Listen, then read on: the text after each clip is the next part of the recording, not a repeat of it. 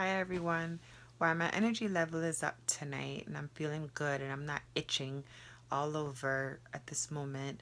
I'm just going to do another quick video for you guys to cover the airport process at Santo Domingo Airport, which is the airport that you will be flying into to have plastic surgery done in DR. Whether it's with Dr. Tanya Medina or any other doctor, you're still going to have to follow this process. I did arrive in Santo Domingo on Monday, April 3rd. My flight got in about 2 something. And mid flight, you will be given 2 forms to fill out. The first form is going to be called a custom declaration form, and the second form is going to be called Direction General de Migration form. Both forms will be in English and Spanish, and what you're going to need in order to accurately complete these forms is your passport.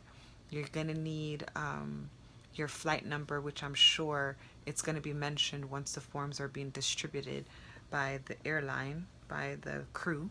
Um, you're also going to need the address of your recovery house or your hotel that you're going to be staying. Once you've completed these forms, make sure you put that you are coming into the country for pleasure, not business. And you exit the aircraft. Once the aircraft arrives, you're going to follow the signs. Everything is going to be in Spanish. So you're going to follow the signs that says customs. Just keep on following that sign, and it's going to drop you into the area where you're going to be able to see a customs officer, which you're going to have to hand her those forms that you've completed on the airplane. So once you get into this area, it's kind of like an open area. You're going to like step down a few steps after leaving the aircraft and following the customs signs. Once you've stepped down those steps, you're going to be in this area. Towards the extreme left is going to be a line with a bunch of people, and that line is solely for people who has not pre-purchased their tourist card. Please make sure you purchase your tourist card before getting there. If not, you're going to go into this line with people that do not speak any English whatsoever, and you're going to be lost. So make sure you purchase your tourist card before you get there. I have now figured out how to add uh, description in the description box below. So I'm gonna add the link for the tourist card um, below. So I hope that helps you guys.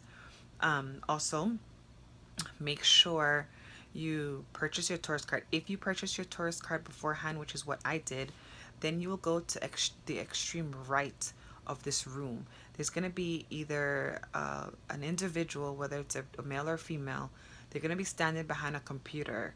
Like the one that was there, he was on his phone, he was standing behind his computer, God knows what he was doing. Anyhow, he's probably going to say, or I heard him saying, for residents, for Dominican residents, you're going to walk over to him, you're going to hand him your tourist card. He's then going to put you in the line for you to see the customs officer. Once you get in that line, you're going to wait. Then you're going to pretty much go and see a customs officer. Once you get to the customs officer, you're going to hand he or she your passport and the 2 completed forms. She's probably going to ask you where are you staying and how long are you going to be there. Then she's going to fingerprint you. Once she's finished fingerprinting you, you're going to be instructed to move forward and hand the blue form to another gentleman or female, whoever it is that's standing there. You're going to hand him the blue form. He's going to give you instructions for you to walk through the door towards baggage claim. Once you walk through that door, you're going to retrieve your luggage. Then you're going to be instructed to see another customs officer. You're going to hand him the white form that you filled out. Then he's going to instruct you towards the exit signs. You walk towards the exit signs, and once those double doors opens up, then you're going to be actually inside the airport. At this point, you're going to look for your driver. The driver is going to have your name, as long as this was prearranged through Dr. Medina, or you probably prearrange your transportation some other way. Make sure that you know who's picking you up. Make sure you have confirmed with him beforehand who's coming. Make sure you have a picture of who's picking you up. Make sure you have the number of who's picking you up. And then make sure you see your name on a card or a board. My name was there on a board with my driver. George is who picked me up from Dr. Medina's office, or her transportation team or whatever. And then he helped me with my luggage. He greeted me with a smile and a hug. He was very nice. Once I got there, I got into his car, and he had Wi-Fi, which was great. I was able to communicate with my friends and family, and I was taken to the recovery house. I stayed at my home recovery house. The ladies there were great. They greeted me with a smile, and I felt at home. I am going to do a review on my home recovery house also.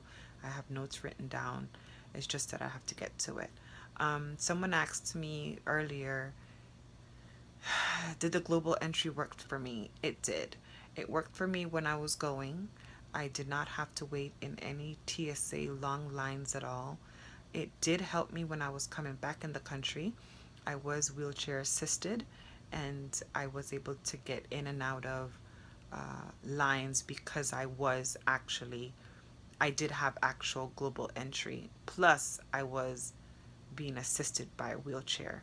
Um, so it did help me, and it was worth it.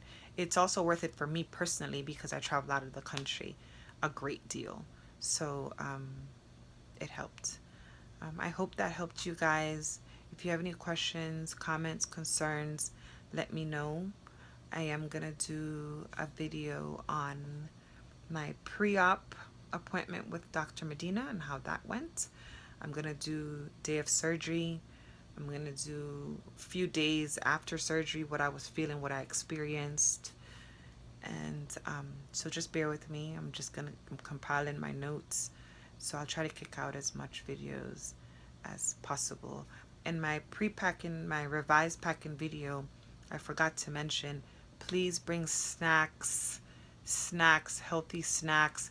If you are staying at a recovery house, the majority of the recovery houses, the kitchen closes at 9, which means you're shit out of luck when you get hungry, when you want a snack. If you're a snacker, make sure you bring snacks. You're not going to have time to go to a store.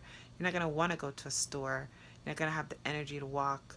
So make sure you bring snacks, healthy snacks, fiber snacks, whatever it is, for your comfort. Okay? Have a good night, everyone.